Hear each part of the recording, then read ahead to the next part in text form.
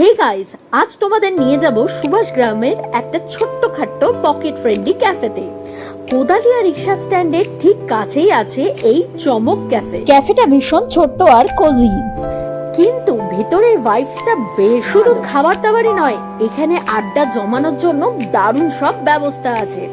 তুমি চাইলে এখানে বসে বই পড়তে পারো বা বন্ধুদের সাথে বসে ওর মতো বোর্ড গেমসও খেলে ভালোই টাইম পাস করে নিতে পারো।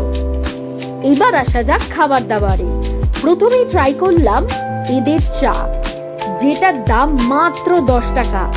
দাম অনুযায়ী চা কিন্তু ঠিকঠাকই, মানে একদম মোটামুটি লাগলো আমার কাছে। কিন্তু রিয়েল চমকটা পেয়েছি এদের চিকেন পপকর্নে।